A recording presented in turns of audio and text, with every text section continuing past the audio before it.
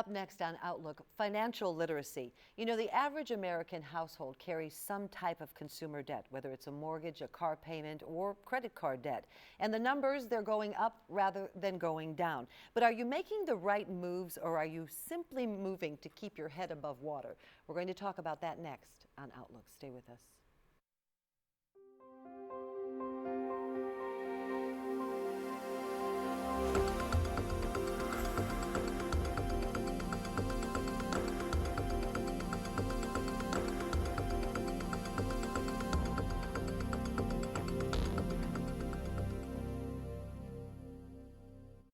Hello and welcome to this week's edition of Outlook. I'm Barbara Deeb. We're glad you joined us. On the show today, we've got some questions for you. Do you know your FICO score? What's a FICO score? And why is that important? And are you making your money work for you? You know how hard you work for your money, but are you making it work for you? We're going to talk about that as we welcome to the program two individuals in the know. And later in the show, we're going to find out more about the Better Business Bureau. But first, welcome to the program, if you will, Monica Wardlow. Monica joins us. She has been in the banking business for a long time, currently small business and commercial retail lender. Thank you so much for being here. Thanks for having me. In addition, Dr. Andrew Head joins us. He is the director of the Center for Financial Success at WKU. We'll tell you a little bit more about what that is. In addition, he is a professor of finance. Okay, we're having this program because you work in the business, you consult with people, you see people every day who really do not understand how their money works and how their money is working either for them or against them. Would you say that's true? That's true. Yeah.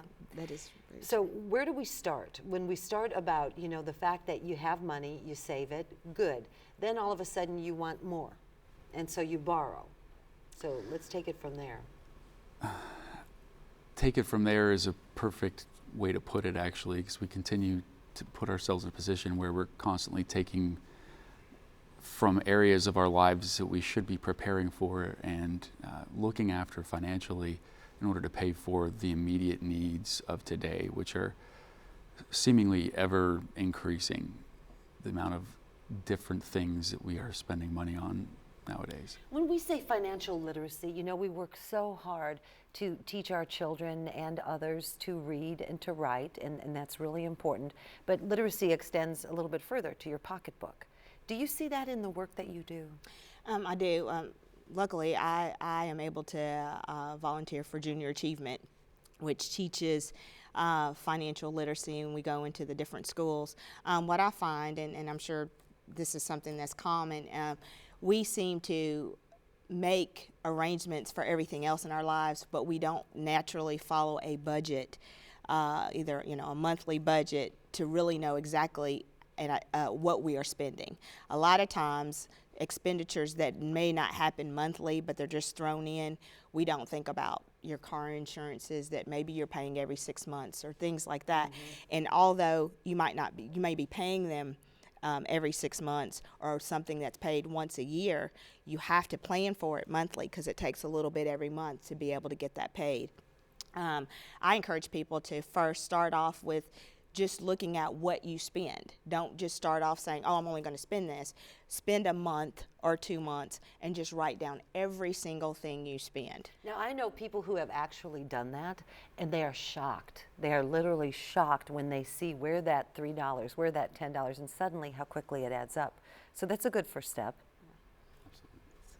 Oh, I thought there was going to be more. So see what you're spending. Yeah, see what you're spending. Once you've identified what you're spending, then we can look at areas that maybe you can curb or cut back. Okay, a lot of things encourage people to use cash. You might not want to use cash for every single thing, like you may not want to get out at the gas station and run inside and pay, so you might want to use your debit card for that. But if you encourage cash expenditures, you tend to hold on to it, and your mind will say, you know what, is that important for me?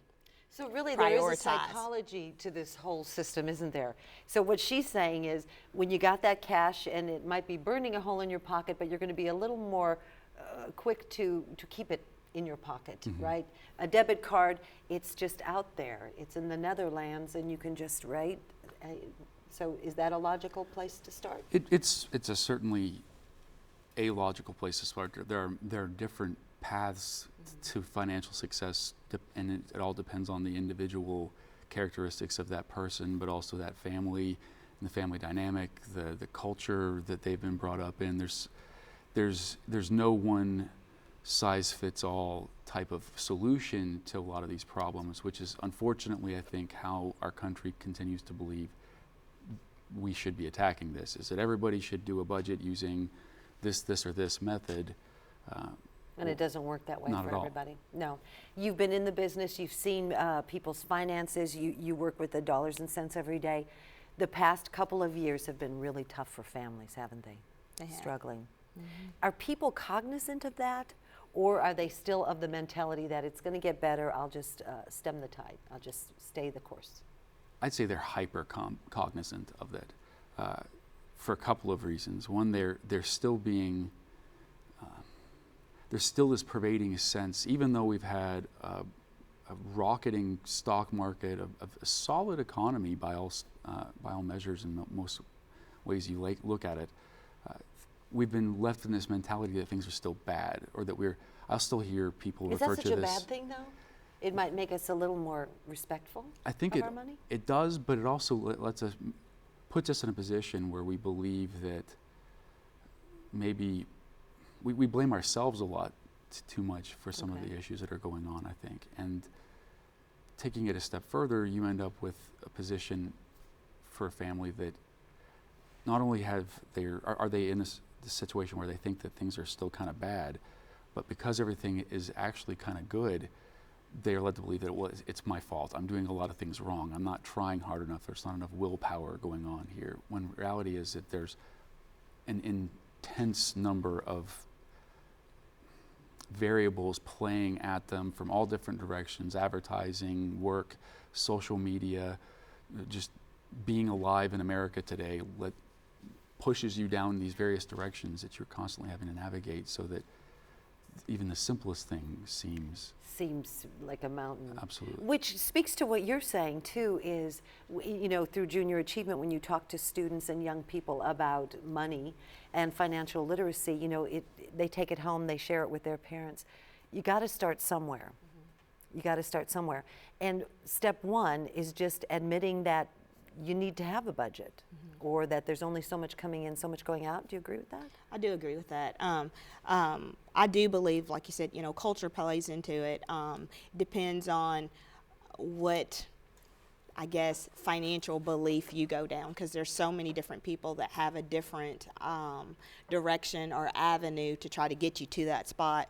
So you do have to get something that is going to work for you. Everybody is not going to fit into a certain thing, but I believe that educating people that there is a finite amount that each and every household has to deal with.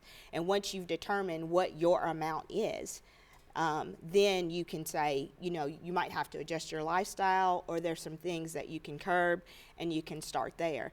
A lot of times we don't get into this problem overnight, and you're not going to get out No. overnight. It's going to take time. There's the key, and not being so hard on yourself, like you said, that it's going to take some time. And, what happens, unfortunately, is that a lot of people turn to credit. And we're going to talk about that when we come back right after this short break on Outlook. Your FICO score, what even is that? And why does it count? Stay with us. We'll be right back. Outlook continues. I'm Barbara Deeb. We're talking about financial literacy today. And if you're just joining us, we're getting ready to talk about that FICO score, your credit score, and just making sense of all that. Okay, Monica Wardlow, Andrew Head. You're standing in a department store, two people in front of you. The cashier says to the person in line, hey, would you like to open a credit card? You'll save 15% today. Well, I don't like to have credit. That's okay, you can pay it right off. How many times have you seen that scenario? And what they don't realize is there's a bigger picture. Help us understand that, the credit picture. Well, the credit picture is so big, I don't know if we can do that in such a short time. Credit is something that, here, if you want to have and get other things, you do have to have credit. There are some that teach that you don't have to have it, but until you have amassed a lot of wealth where you can pay for large items with cash. To buy a house, to buy a car, to set some things, you need credit. Credit is very important. We need to respect it, and you have to take care of it. It's all about balance in credit. There's basically 3 credit reporting agencies TransUnion, Experian, and Equifax. And depending on what financial institution you use, they'll look at a certain one or a correlation of all of them to get a score, and that's what they go by. Credit is not the only thing we look at in making a loan, but it is one of the important things that we look at. You have to meet a certain credit standard. You can have too much of one type of credit. Like I said, it's a balance. We look at installment credit versus revolving credit and everything. A lot of times what you find, people are, when they get that first credit card, it just causes a triple effect. And before you know it, they have so many, and in their mind, they're justifying it because your payment may be $25. And you say, oh, I can pay $25. But what we should be saying is whatever balance you charged on that, are you able to pay that off? Exactly. And if I'm not mistaken, help me understand that if this is correct as well. So you say it's almost a spiral effect. Someone gets a credit card and then suddenly they find themselves with 5 credit cards because they're only paying X amount. But when a financial institution or someone who's looking at that person's credit history is looking, they're seeing that maybe they have no balance on that credit card, but it has an open to buy of, say, $5,000. So they are capable, you know, one day they could go out and use all 10 of their credit cards and charge $5,000. Suddenly they're $50,000 in debt. So that kind of can work against them with the larger open to buys? It really depends. We look at so many different things, how long you've been on your job, how you've handled credit in the past. Credit gives me a history. I may not know you before you come and sit with me, but by looking at it, it gives me to identify, can you handle having this? If I see that all of your balances, you have room on your cards, then I might say yes. If I see that every one of your cards is close to its max limit, then I might say, you know, this person may be living off of credit. I don't know why yet until I've had more conversation with you, but it's a little scarier situation. And it's all about risk. Any financial institution you go to, you want to limit the risk.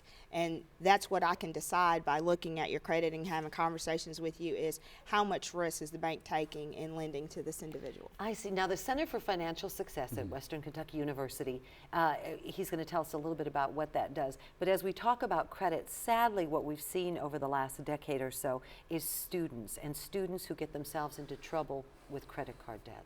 Absolutely.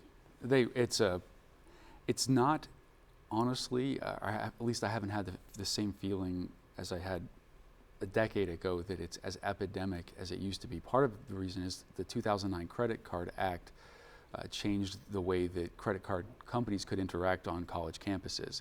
You know, whereas when I was in college, you could have a table set up with a stack of pizza boxes and a bunch of free T-shirts and offer them for free to students, knowing full well that they do shameful things for free T-shirts and pizza. given 2 liters is what got me when I was Right. here. There you go. All you got to do is fill out this application, and even if you don't get approved, because that's what literally they weren't worried about whether they were signing up for a credit card and whether that was a good idea. They were worried about whether they were going to get the T-shirt or pizza if they weren't approved. That didn't honestly matter. They took all their names down, and suddenly you'd have this credit card in the mail. But I think one of the issues that is important to address is the fact that that's the college that I went to in 2000 or late 1990s is a very different place than it is today, and that college students have more than I did access to the entirety of human knowledge at their fingertips at any given moment. They do know more about credit than my generation or my generation of students happen to know. And they're quickly recognizing that there's no excuse for not knowing your credit report or credit score anymore, And because they're it's learning always this. there. Well, they're learning this the hard way too. We talked about what we call the credit score or a FICO score, 2 different animals, but nonetheless, it can work against you. How's that?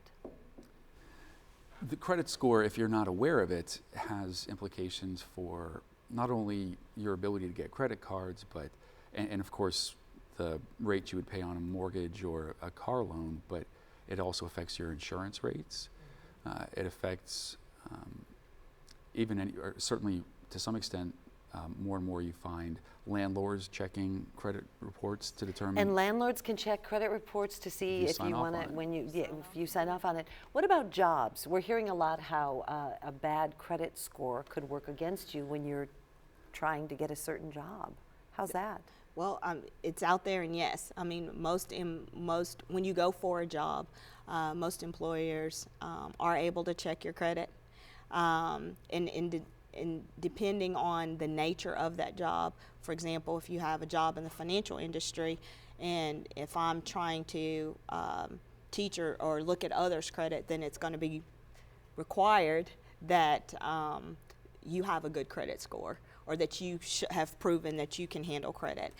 Sometimes you might, if you're in a situation where you handle money or things of that sort, and your credit score is low, people may infer, whether right or wrong, that, oh, there could be some money problems there. We don't want to put them in a situation that's going to, cause them to err or to do something that would cause the company to have to do anything, to them or have any recourse. So a lot of times they will look at that, and that can, I'm not saying that is the only factor, But it could work be against you. That's right. It definitely could.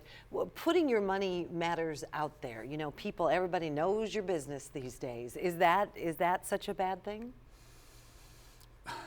I don't know that it really matters. I think it's happening whether we care or not. Whether we like it or not. Just as we live in an age where we have to worry about something called identity theft. And that's a whole different show. But getting back to the credit reporting, so how often should consumers, individuals of all ages, if they're old enough to have some type of credit, how important is it to check that credit score? You can get a free credit report from each of the reporting agencies. So that's the three different, the three that I mentioned. Experian, TransUnion, and Equifax. Equifax. You can get one annually for free. Is there one that's preferred over the three? No. Don't answer that question. Yeah, okay. don't do that. No. So one of the No. three, okay. Yes, and you can check all three of them once a year. There's annualfreecreditreport.com, and there's some other companies out there that you can use, but That are legitimate. That are there legitimate. are some that are not. Credit report. annualcreditreport.com. Okay. And just Yeah. as an interjection here, just because I try to make a point to tell my students all this about this aspect of it all the time. Be really careful on the internet when looking for that kind of stuff, because there's just a nightmarish number of imposter sites that are free credit score this or that, or annual credit report for free. So to end up trying to Right.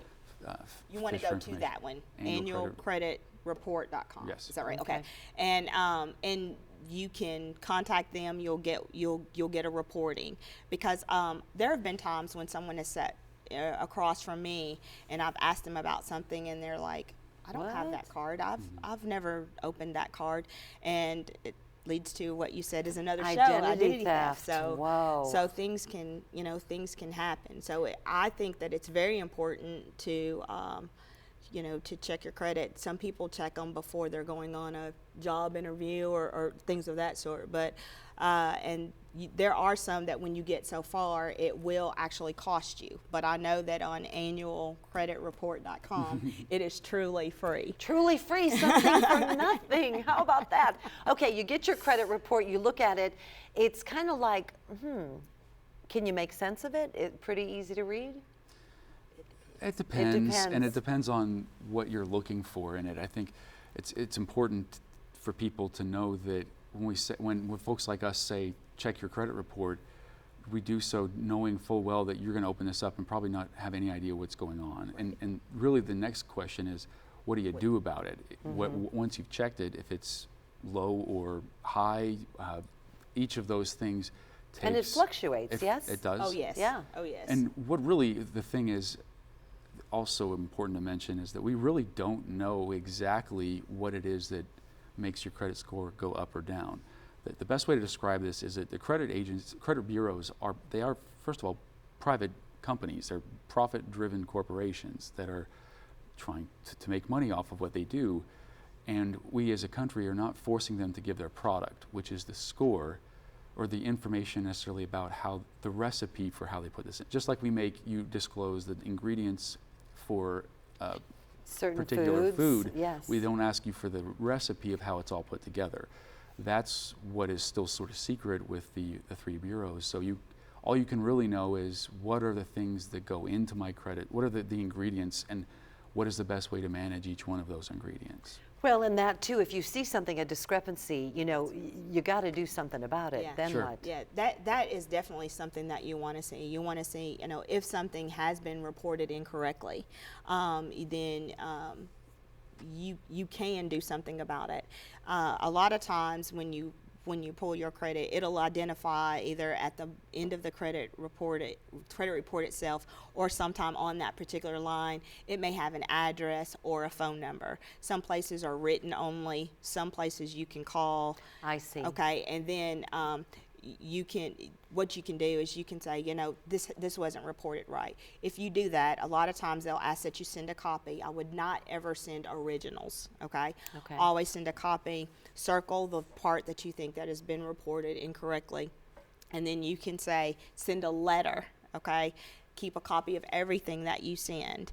And what they'll have to do is they have to notify that particular company that there's been a dispute or discrepancy there. The company can respond either proving that it's right or saying that it's wrong, or if they don't respond. And they only have a certain amount of time to do that. Okay. And if it is that there is an error, then they will be required to have that corrected amongst the three.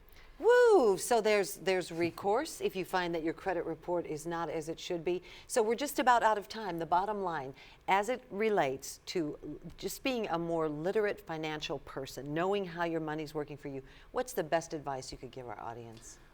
Be aware that there's a almost universe of information out there now available for free 24 hours a day on the internet. And while you have to be careful where you go and you use common sense, there's more and more sites, free sites like creditkarma.com, creditsesame.com, mint.com that give you very quick, open access to the entirety of your financial picture at a given moment.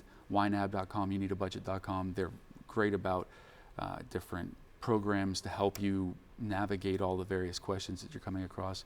There's a whole bunch of people like us that want to help out there that have more resources than either you or I do, that are doing a really good job of offering Center for stuff Financial Success, Western online. Kentucky University. What would be your words of wisdom? Educate yourself. It may be hard, not something that you're used to doing, but do everything you can to learn more. Go to your local bank. If you have a banker? checking account or a banker, if you don't have a banker, I would love to see you come to Citizens First, but get with someone that may know a little bit more about it than you, and sit down and roll up your sleeve and be ready to do the work. Be ready to do. You work hard for that money. Make it work for you. We've been talking with Monica Wardlow, small business and commercial retail lender with Citizens First in Bowling Green. In addition, we have been joined by Dr. Andrew Head, who is the director of the Center for Financial Success at Western Kentucky University, also a certified financial planner. When we come back, the Better Business Bureau. Do you have some recourse? We're going to find out. Stay with us as Outlook continues.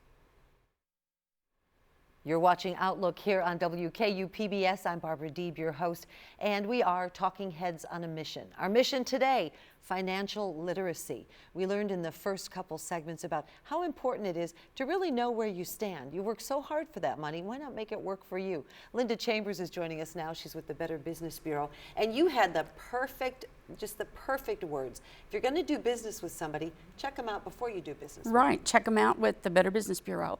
And we report on companies all over the United States and Canada. And we also report on all of the internet sites, the websites of companies, that don't even have a brick and mortar place to go to. So we report on all of those, and we would like to let you know what we know about that company before you do business with them.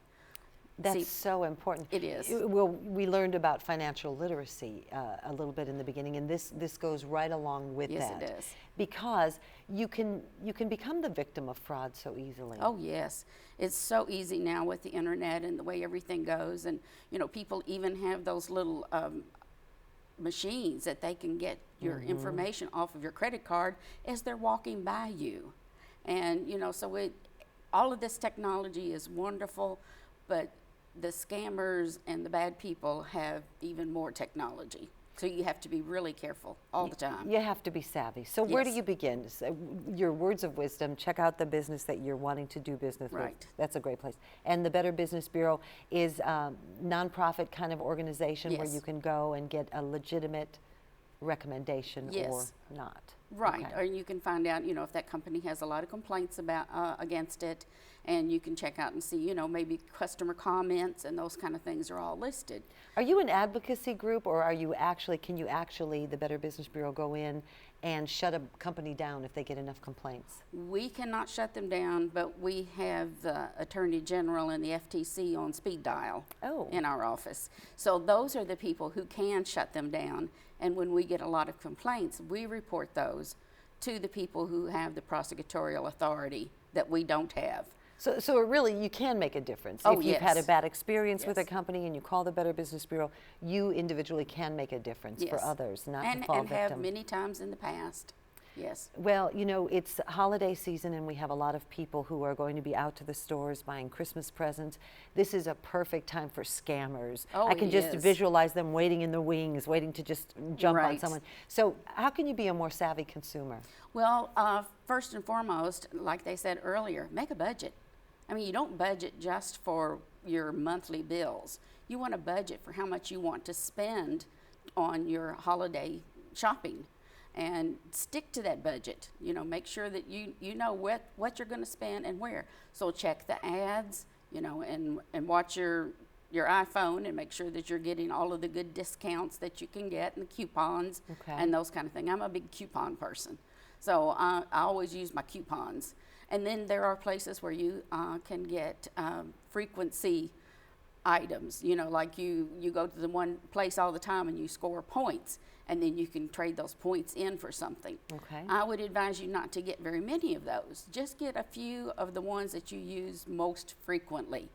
And then And you really- can, I have a niece who saves up her points at the gas station and then buys her daughter's Christmas with the points that she has saved up all That's year. clever. And then, of course, the return and exchange policies are Oh, important yes. to know. You always need to know what those are because a lot of places have restocking fees. So before you buy something, you might want to check and see what the restocking fee might be if that item has to be returned. If it is an electronics of any sort, if you don't have the original package, the box that it came in, most of the time you cannot return that. So you need to make sure that you keep those things. That's very important. Get a gift receipt so that the person who is returning this can get the full amount as a return for what you spent for it, because after Christmas there'll be sales, and so it may be only worth half what you paid for it. Right. So gift receipts, and the receipts help with that, and knowing the restocking fee and what the return policy is. There are some stores that don't return, you can't return anything. And then you go back after Christmas and say, I didn't realize. So open your mouth and ask. We're just Ask. about out of time. Yes. What's the greatest words of wisdom you could give to any consumer? Know what you're going to buy. Check them out with us. Make Better sure that- Business Bureau. The Better Business Bureau at bbb.org. And that goes for all of the internet sites as well, because we report on all of those as well. So that way you will know whether or not it's a good business or one that's kind of skeptical. So, Okay. and we give them all a rating of an A+ to an F, and that's just like being in school. You know what those numbers mean, those letters mean. So. Indeed you do. Thank you for sharing that You're welcome. information. We've been talking with Linda Chambers, who's with the Better Business Bureau. It's bbb.org. That's going to wrap it up for this week's edition of Outlook. We hope we've enlightened you on financial literacy. Until next time, I'm Barbara Deeb. Thanks for joining us.